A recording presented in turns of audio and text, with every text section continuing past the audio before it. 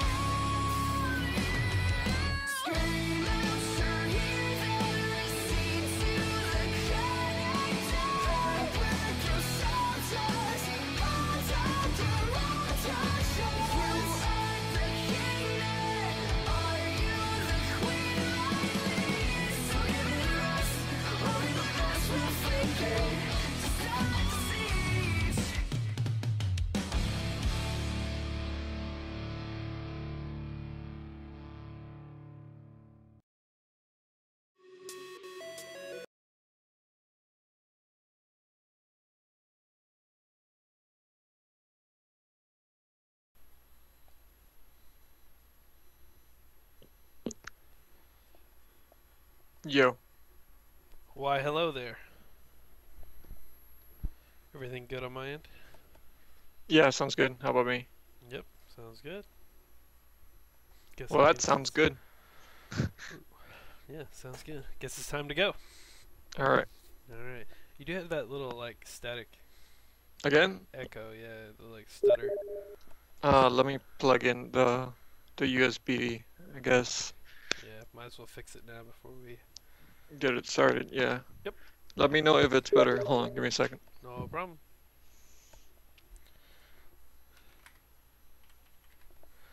Just a second, boys. Get him all fixed up so everything sounds good. And then we will be off.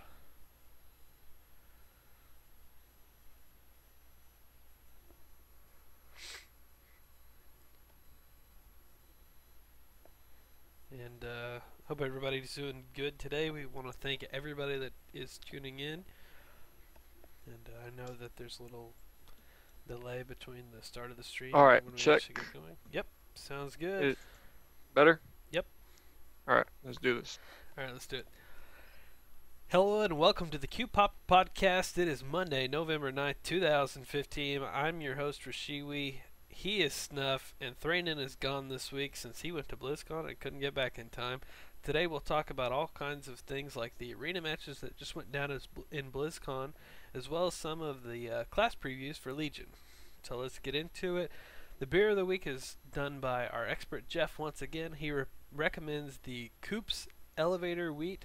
He says it's the closest thing to an authentic German Hefeweizen and thinks more people should try it. Gives it a 9 out of 10. We did have one letter to the show this week from Constrax. Once again, he sent us a letter last week. This week he says, I'm a big fan of your show. I spent several hours Friday and Saturday watching the Arena 3s. The quarterfinals and the semifinals were enjoyable. Lauren Vinruki were adept at making the shoutcasting very easy to follow, and thanks to your podcast, I was able to understand complex terms like LMS, RMD, Jungle Cleave, and was able to focus on the teams and follow the action. Subtlety Rogue is not something I play much of, but I was definitely impressed to see how much the cheap shots can be used both offensively and defensively to line up cooldowns and other teams' depleted trinkets and line of sight. I finally understand why rock, paper, scissors is required to defeat Rogue Mage Druid. The crowd control management is important, and Cloud9 played very, very well. Some games went to 17% dampening, and it was really good healing recoveries despite massive bursts and focused burn on injured players.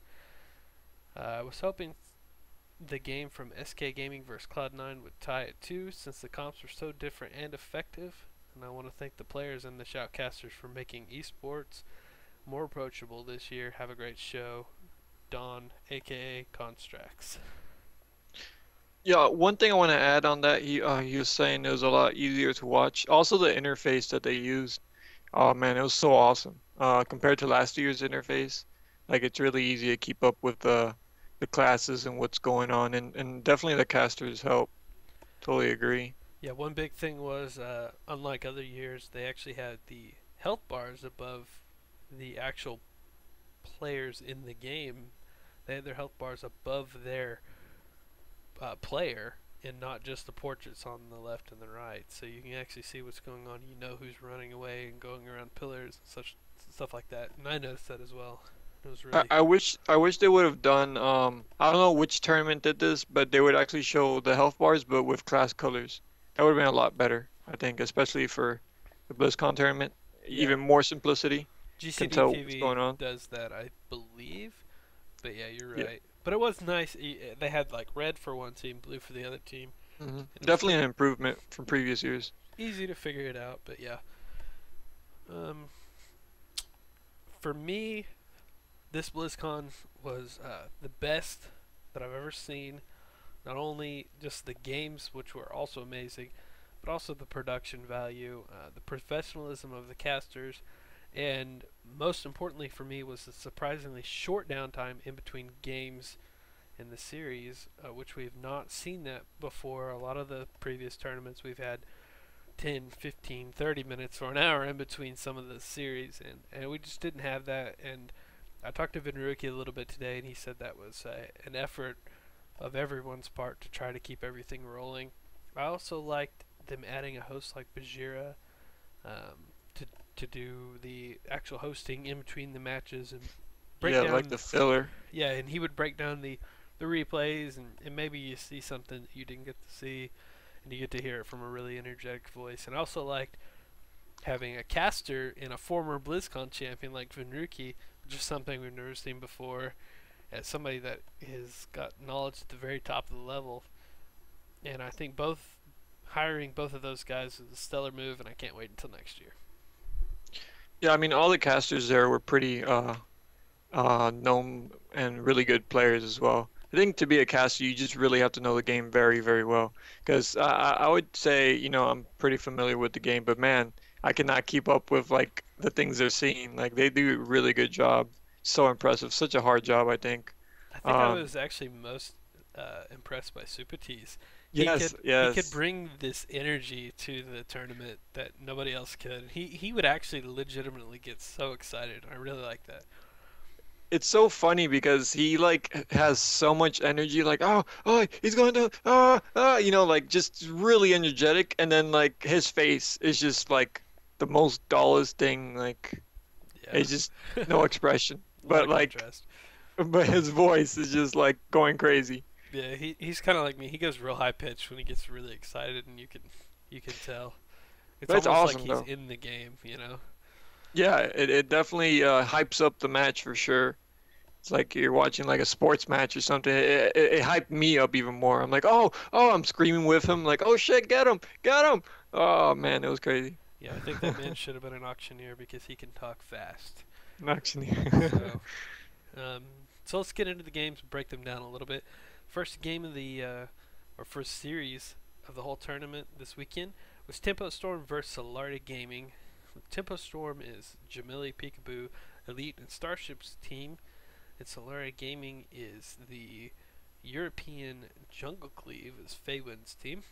And in that series, Tempo Storm beat out Solari Gaming's Jungle Cleave with their RMD in both of the games in a confident 2-0 sweep.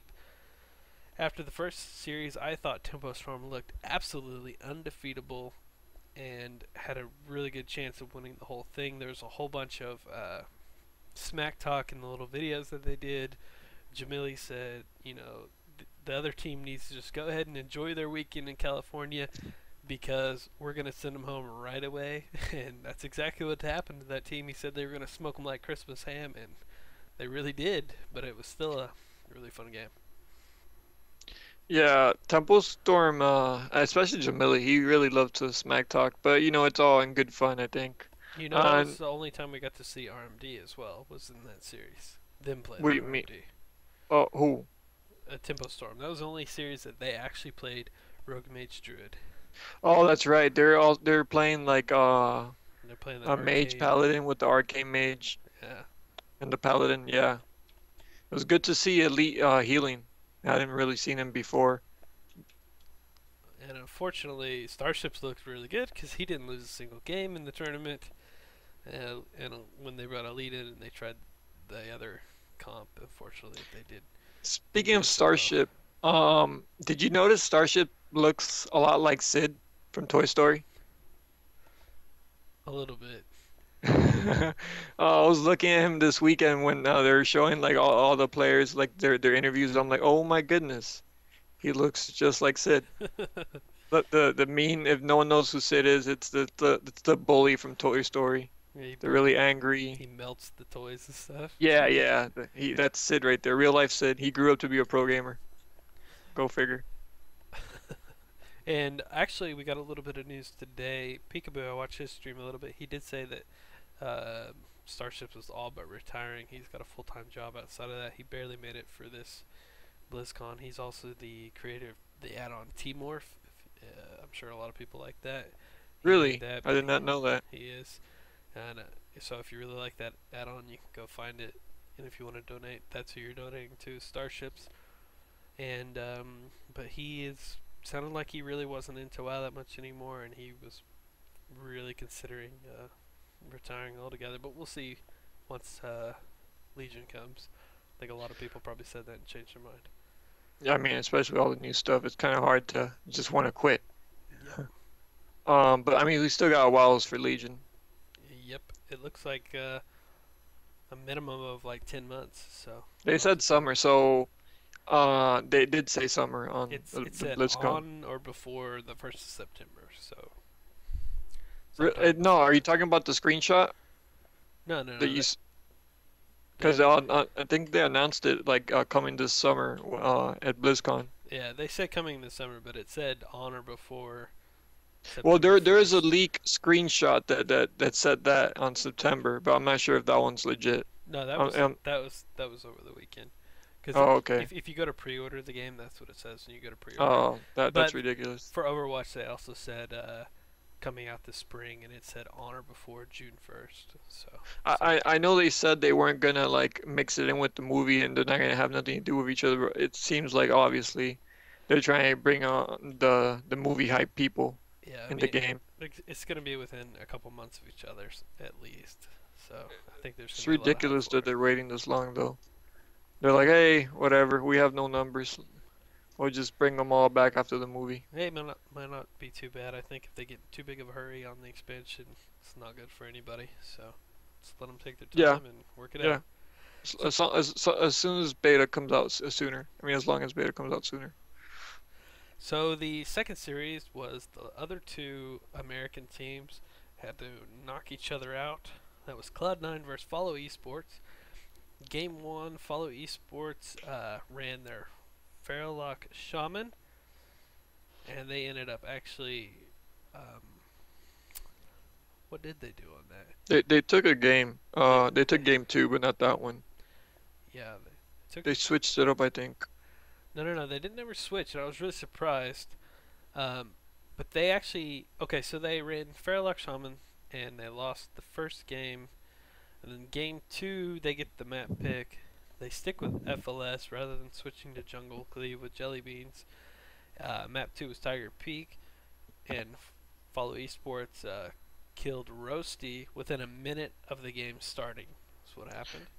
Yeah. That No was a offense to really good them, game. but that seemed like more of like Cloud9 mistake It did. than It felt like yeah. that. But it it wasn't completely unsurprising. I mean, they were doing what they needed to do, and they won that game.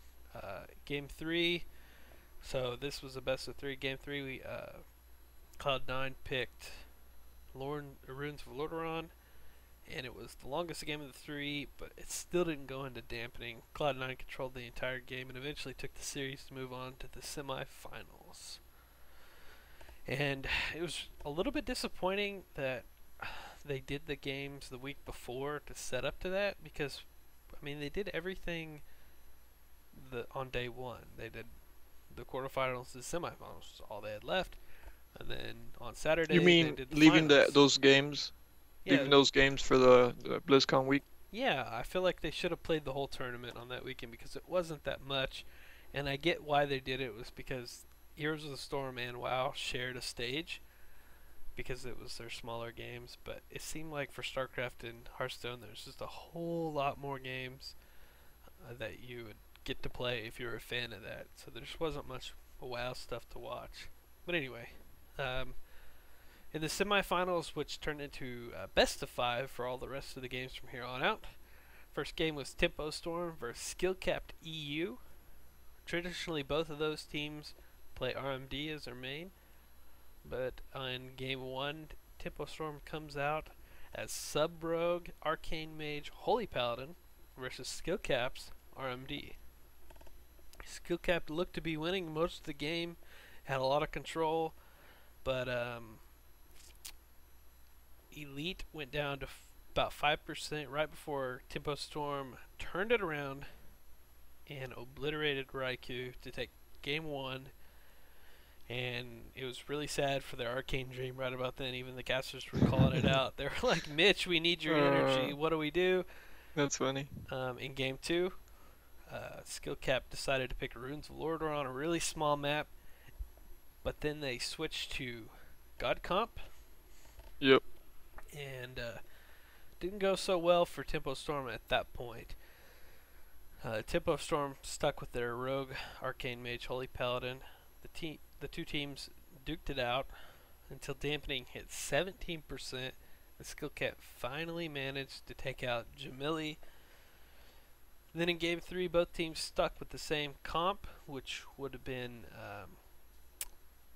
that Arcane Mage, Rogue, Holy Paladin versus God comp. Tempo Storm picks Tolvaron Arena. Unfortunately for them, it was a repeat of game 2, except much quicker. Skill Cap killed Jamili at 2% dampening. And then game 4 turns into a God comp mirror with Peekaboo playing Shadow Priest instead of Rogue on Tiger's Peak. The game looked to be in favor of Tempo Storm until Skill Cap turns it around and gets Jamili down to 20% to Ice Block, and then within a couple seconds, amazingly, incredibly, if you go back and watch the VOD, swaps to Peekaboo and kills him within about 3 seconds from 100 to 0, and they take the series 3-1. Yeah, he didn't even disperse, which was the most notable thing there. I don't know, maybe he just wasn't used to Shadow Priest, wasn't warmed up with it. I don't know, but actually, that was I was their watching his mistake. stream today, and I don't know if this is true or if this was an excuse, but he did say that their whole team had 200 MS, and Starships was staring at their screen, just laughing at the MS and trying to get D Machine to do something, but both of the teams apparently had the lag, so they just let it go. It's part of the rules. So that was that explained the no dispersion right there. I guess that would also explain those insanely late ice blocks from Wealthy Man if you saw those games. Yeah. Versus SK. Oh, no, not SK. Well, I'm Yeah. not sure it was the entire tournament, but apparently during that particular game. Well, They said that there was problems. So Yeah, he just seemed like he got complete caught off guard though. I don't know, could have could have done something. I don't know. Either way, they had to change it up since obviously the Arcane Dream wasn't working. But yeah, those are pretty good games though. Regardless, even though they didn't win, they're still really good games. Like oh yeah, two of the best teams in the world they playing, were going at it. very close, Yeah. and I loved all the like colored character that Jamili brought to all that stuff, all the pre-interviews and stuff like that. He really brought it to the table, and it made it way more entertaining for me. So, and then in the other semifinals, we had probably the crowd favorite, and our favorite here was Cloud9 versus SK Gaming. Cloud9 playing their RMD, that's the only comp they had. SK Gaming playing their Turbo Cleave. They did have LSD3, I think, as their alternate comp, but they actually played Turbo Cleave the entire series, or the entire tournament, rather. In game one, it almost ended in a cross kill as Roasty died and Swapsy was on the verge of death. I think he was about 10%. Well, it was a cross kill. No, it didn't end up being a cross kill. It was a 2v2 or it ended up being a 2v2, or was that game 2? No, he went to like 5 or 10%, but Swapsy ended up living. There wasn't any actual cross kills. It was just really, really close. Almost No, cross no, kills. there is definitely a 2v2 where it was Wealthy Man and Rosie left versus the I think the Warrior and the Druid. You'll have to find it for me because I watched Yeah, this I afternoon. remember watching it. It was crazy. And then they're yeah, that's the one. Yeah, it was definitely a cross kill. And then they were trying to get the reset, but with the Druid spamming Fair Fire, he just couldn't get the reset, and they eventually just lost. I It was thought a really crazy close game. it was an almost kill, but we'll check that out and we'll give you a clarification next week. I had in Game 3 Cloud9 shows that SK Gaming's Enhanced with Shaman Swapsy is actually killable. And he does die in God, Game barely. 3 on Tiger's Peak, just That barely. that game 3 was insane.